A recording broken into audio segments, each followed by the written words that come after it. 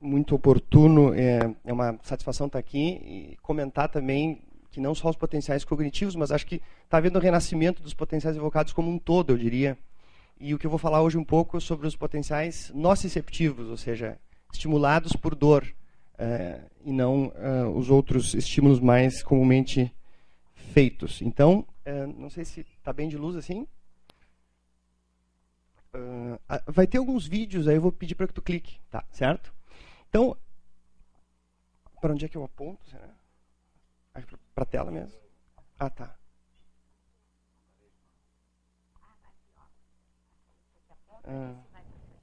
Tá. Desculpe, qual é que é? Tá. Então, só para situar, esse foi o lugar onde eu trabalhei. Aqui é a Faculdade de Medicina da Universidade de Barcelona, e aqui é o hospital. Eu trabalhava mais precisamente na unidade de eletroneurografia, em que convivemos 2 anos com o melhor pão catalão da cidade, o Bar de la Tere, que depois eu posso divulgar, então, essa receita muito fácil, especialmente para homens, porque não requer nenhum tipo de habilidade. Primeiramente, vamos tentar estreitar a nossa atenção. Nós vamos falar agora de dor neuropática. E a dor neuropática, ela diferencia da dor nociceptiva comum. É uma dor em que o sistema nervoso está lesado. Quem sabe eu fico aqui para vocês verem. Acho melhor, né? Ao contrário da dor nociceptiva, ela que é uma simples transmissão de algo que está ocorrendo na periferia, a dor neuropática é oriunda de uma lesão na própria via da dor, seja central ou periférica. Ao invés de ser local ou referida, ela é restrita a um território biologicamente plausível. Ela tem uma qualidade que ela é indescritível, sempre suspeita no consultório quando o paciente disser: doutor, a minha dor é como se fosse algo, é queimação, é um formigueiro, é algo que é difícil de... Não existem bons descriptores verbais para isso. E outra diferença entre a dor nociceptiva comum, que é a dor, né, da contratura muscular, por exemplo, ou da artrite, ela responde muito pobremente aos tratamentos sintomáticos, né? Então, essa dor é que a gente vai estudar do ponto de vista de diagnóstico. Essa aqui é a via da dor, a via nociceptiva. Então, qualquer lesão ou disfunção nesta via, seja central ou periférico, ela pode, então, gerar uma dor neuropática, uma expressão verbal compatível com dor neuropática. E a literatura está cheia de descrições agora. Eu diria que está na moda essa questão das fibras finas, né, que são essas fibras aqui. Nós vamos falar um pouco mais sobre a dor neuropática nesse estágio aqui, das fibras pouco mielinizadas e não mielinizadas. E os estudos falam de fibra fina na doença celíaca, na distrofia simpático-reflexa, se encontrou a lesão, na doença inflamatória intestinal, no lúpus, no HIV, nos pacientes com intolerância à glicose, não mais os diabéticos, e os pacientes com dor neuropática por doença de Hansen, esse é o artigo do Patrick. Então, chamando a atenção, outras causas interessantes: hipotiroidismo, pain and small fiber, e dislipidemia, painful small fiber neuropathy.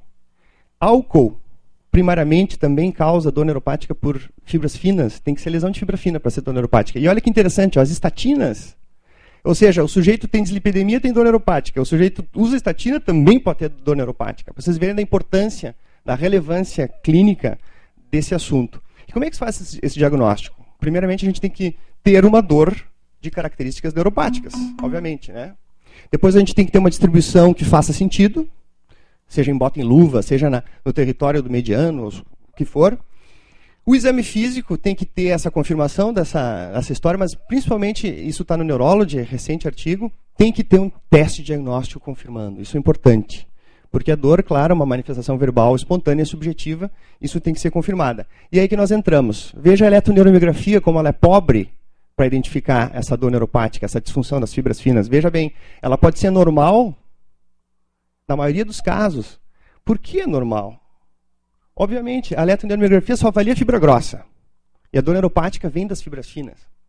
Então, se cria um problema. Muitos pacientes têm essas dores da doença celíaca ou do lúpus e vão fazer uma eletroneuromiografia normal. Porque a gente não está avaliando, então, o que realmente deveria avaliar, que são as fibras finas. E o que eu vou revisar rapidamente aqui são essas metodologias para avaliar a função, que é o teste de quantificação sensitiva, a microneurografia, a resposta simpática cutânea, o reflexo R3 e os potenciais evocados por estímulo nociceptivo, seja por laser, seja por calor ou seja por agulha na pele.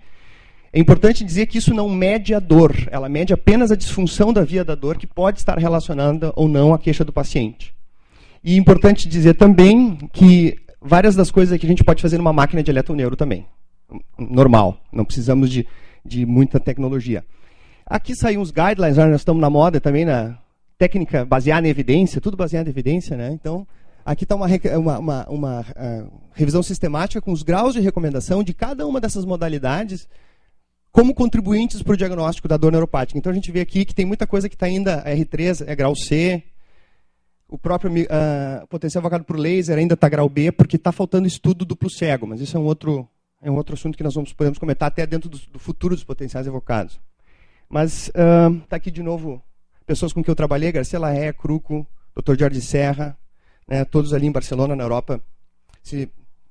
Havia uma boa correlação, uma boa integração. Então, vou falar um pouco sobre o teste de quantificação sensitiva, que é o QST, é super validado, que é um teste, então, que avalia a percepção do sujeito a diferentes temperaturas. Ele tem uma principal desvantagem, que ele é operador dependente, ou seja, o paciente às vezes pode se enganar ou pode simular. Mas a princípio a gente bota um termômetro, que é esse aparelho aqui, no braço do sujeito, vai aumentando a temperatura e diz para ele, aperta o botão quando sentir calor. Aí ele vai lá, faz 1, 2 e 3 vezes. Aí ele tem um limiar, faz a média. Depois faz dor por calor, frio e dor por frio. Então, vejam um exemplo de como isso se dá na prática. Isso aqui é um sujeito normal, sente calor mais ou menos a 34 e a dor mais ou menos a 44. Isso reflete a função, então, das fibras C e a delta. Certo? Isso é o normal. Veja um paciente diabético com dor. Os limiares são lá em cima. Eis o paradoxo da dor neuropática. Existe uma lesão e, ao invés de não ter sensação, porque tu imagina, né, é como um cabo de telefone cortado, mas não, existe um paradoxo. Esse corte faz com que o nervo despolarize de maneira anômala e gera, então, descargas ectópicas, como se fosse, eu costumo dizer, epilepsia do nervo, a convulsão do nervo. Não é à toa que esses pacientes respondem a anticonvulsivantes. Mas, então, esse é o grande paradoxo e que se pode fazer o diagnóstico através dessa ferramenta. Esses limiares, quanto maior eles forem, maior eles predizem dor. Então, para ver a importância de avaliar isso em pacientes, claro, cooperativos. Em Barcelona, aqui está o Dr. Valsolé, a doutora Estela, o João Arthur, aqui de Porto Alegre, nós botamos ele lá, choque e laser, e só não fizemos microneurografia nele, né? Mas nós fizemos uma coisa um pouquinho diferente.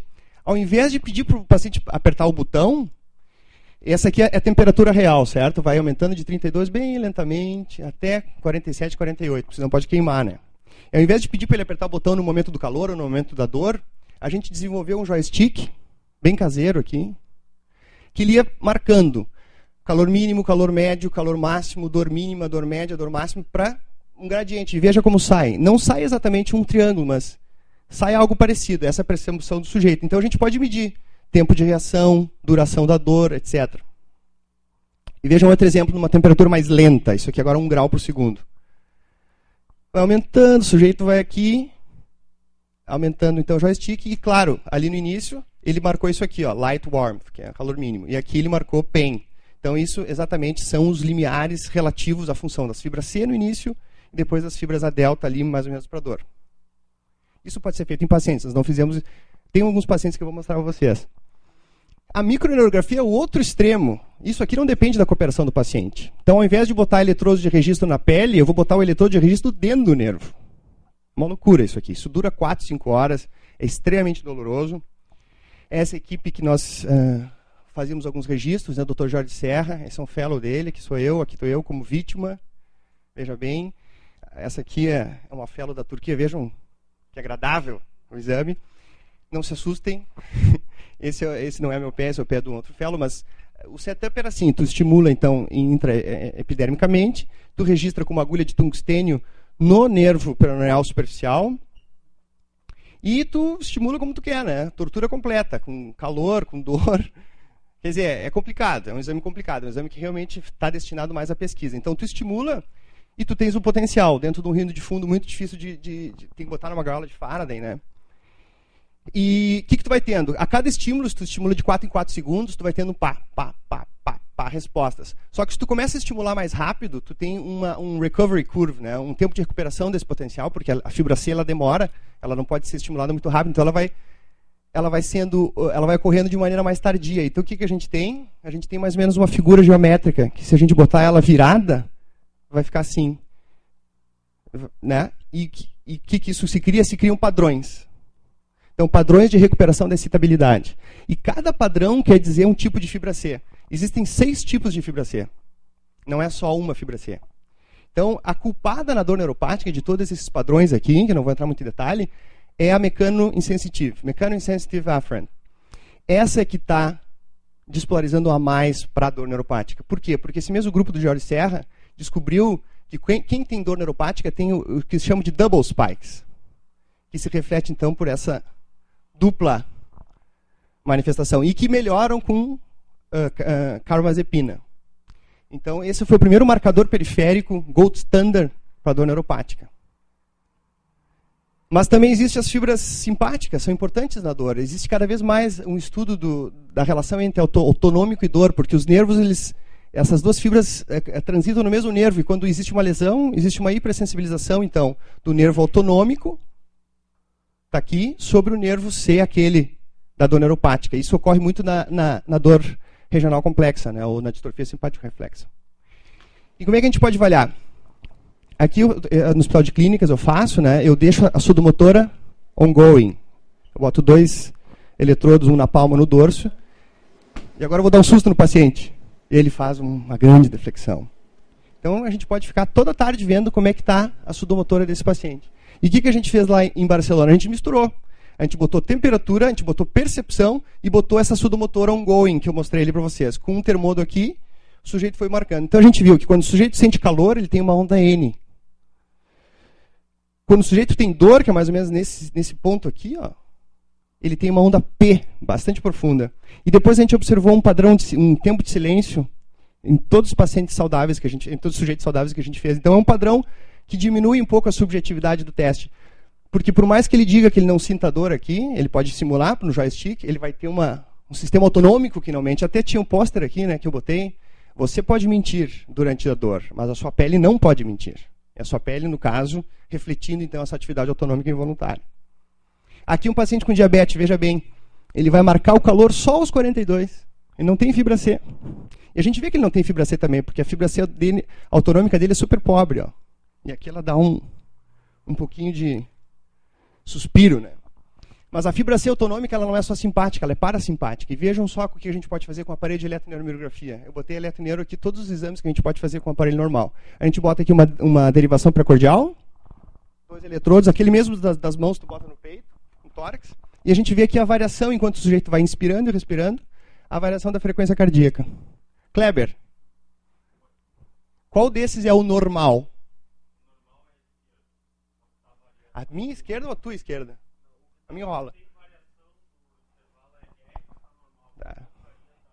Ele tem razão, né? Apesar desse aqui ser mais bonito, obviamente, esse aqui não varia. Esse é um paciente com amiloidose. Alguns pacientes têm dor porque tem bastante envolvimento de fibras finas, não só de dor, mas também de autonômicas, como é esse caso.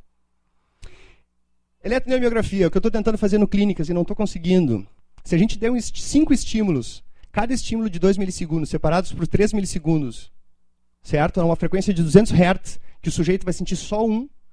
Tu estimula no sural e tu capta no bíceps femoral aqui da coxa essas respostas aqui, que são as respostas R2 e R3. Essa R3 aqui é vinculada por fibra fina. Então a gente pode aferir, sim, através do limiar desse reflexo. A partir de quando ele sente, a gente vai estar sabendo então como é que estão as fibras finas dele. Eu não estou conseguindo, a minha máquina pifa. O estimulador não tem força suficiente. Isso eu fiz em Barcelona. Mas então, quem tiver um estimulador externo, uma máquina que puder fazer isso, recomendo, porque na última revista PEN, 4 ou 5 artigos fazendo esse reflexo, está renascendo esse reflexo, que é um potencial evocado. Aqui um trabalho junto com o Dr. Garbino, que nós estamos vendo dor neuropática nos pacientes com Hansen, e nós vimos uma prevalência aumentada de onda A durante a onda F do nervo ulnar. Por isso que é aquela coisa, né? Eu gosto de fazer onda F porque o Garbino também, porque nós vamos fazendo e às vezes aparecem coisas, como o reflexo axônico aqui. A tradução disso, o porquê disso, a gente ainda está discutindo, estamos escrevendo, hein, Garbino? De São Paulo a Porto Alegre, mas também se dá para fazer com essa máquina de eletroneuromiografia. Mas é claro, nós vamos falar um pouco do laser, certo? Que é um estímulo extremamente seletivo para a fibra C. Essas são 2 pessoas importantes no Laser Talks que eu consegui furar. Eu liguei para o Garcia Larredes, eu vou aí, eram 20 pesquisadores, isso aqui é fechado, mas eu peguei meu carro e fui para Lyon. De Barcelona até que são umas 8 horas. E eu consegui, então, participar desse fórum, que foi 2 dias só falando sobre laser, né, que é uma técnica extremamente bem validada, que em Barcelona o hospital construiu esse equipamento, que pode estimular, dependendo da bobina que tu coloca, ou fibra C ou fibra delta, né, cada um com a sua velocidade. Por isso que um potencial é late potentials e o outro é ultra late. Até o pessoal do grupo do Manzano, do Nóbrega, eles já estão fazendo ultra late potentials com esse aparelho aqui. Dá uma clicada aí.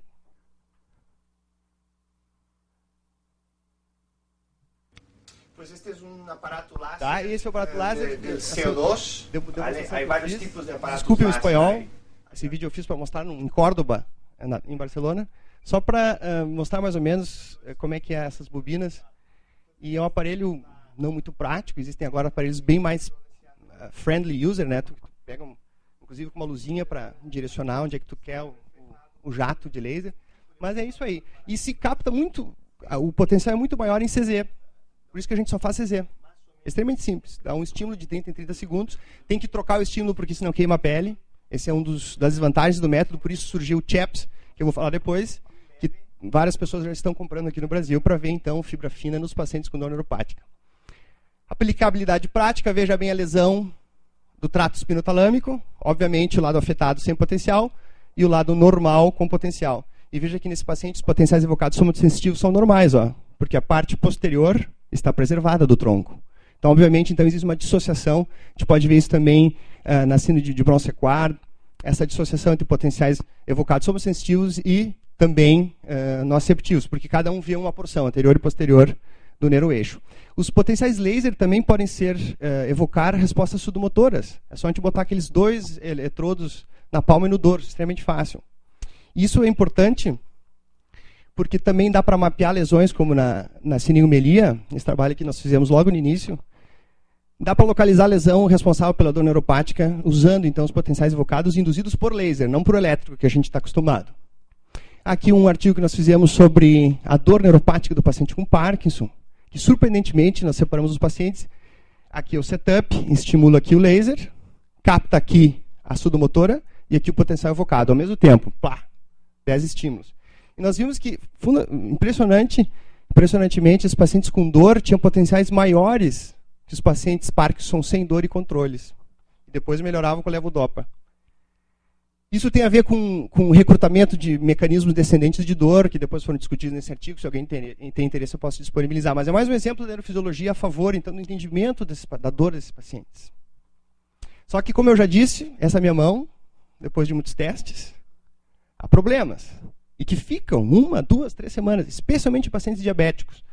É uma contraindicação relativa usar no paciente diabético, que é a maior indicação no paciente diabético. Então é complicado esse exame na prática clínica em função disso. E é claro que nos Estados Unidos isso tem implicações maiores ainda. E por isso que são os grandes propagadores, junto com o grupo de Israel, do CHEPS.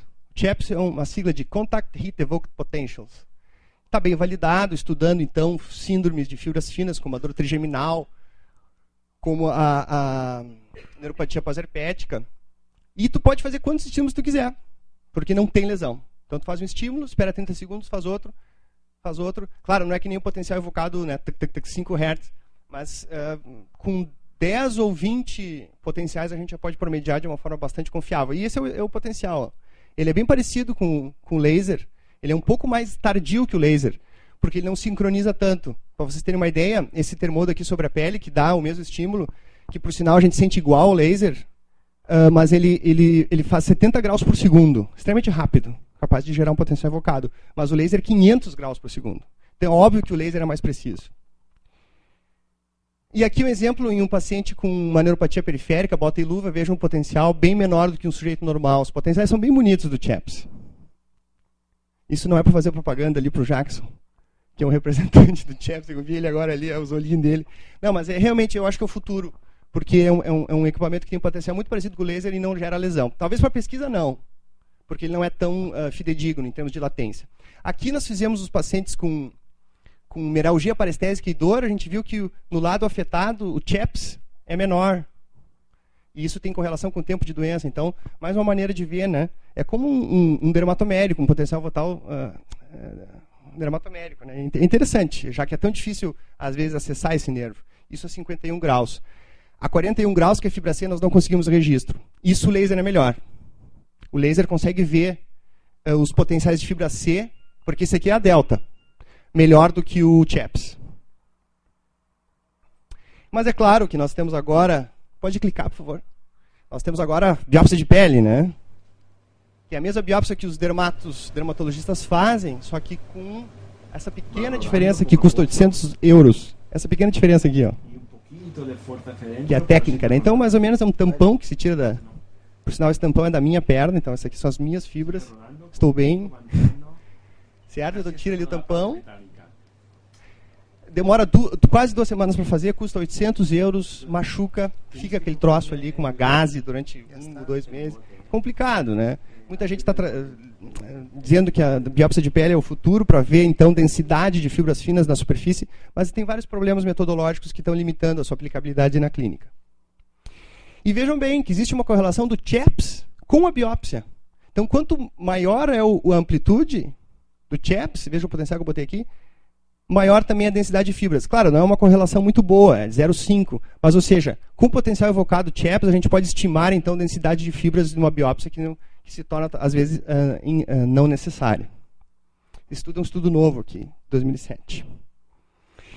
E como nós estamos no Brasil, nós temos que usar a nossa criatividade.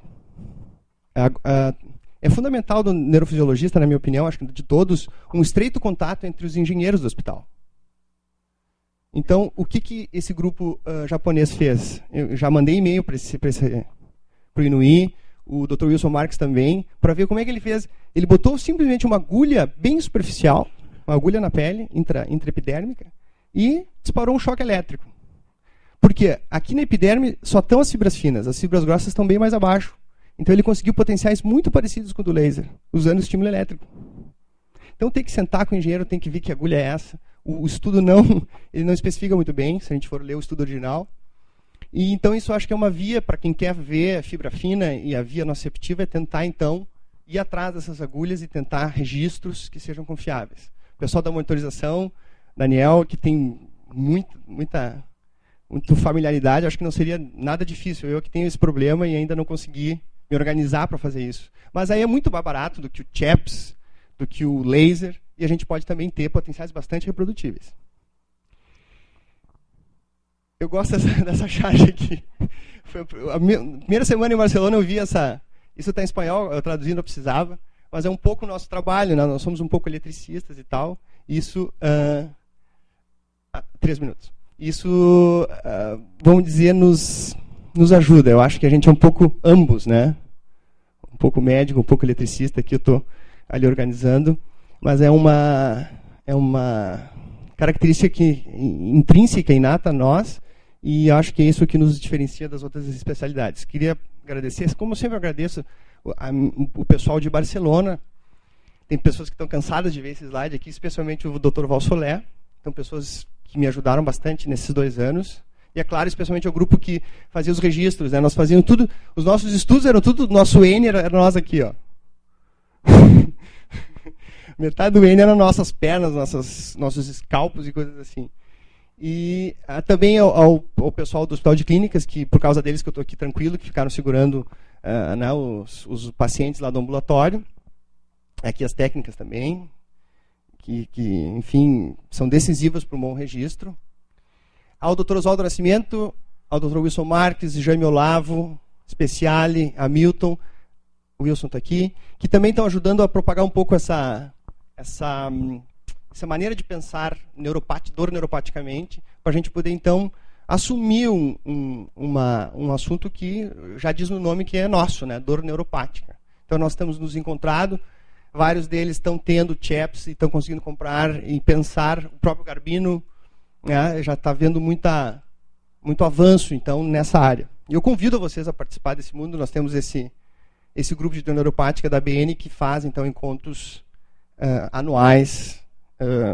Depois eu posso avisar como acessar o site. E aqui está aqui. Para quem pediu na outra apresentação, não tinha visto, essa é a receita do pão catalão. Extremamente fácil, pão com centeio, corta o tomate, esfrega ele no pão, esse é o grande diferencial, né? Esfrega aqui, depois coloca azeite, sal, alho, isso é opcional, eu não gosto, e presunto serrano, que talvez tenha aqui à disposição. Eu queria agradecer, então, a oportunidade e abrir o espaço para perguntas, talvez tenhamos um minuto. Obrigado, hein?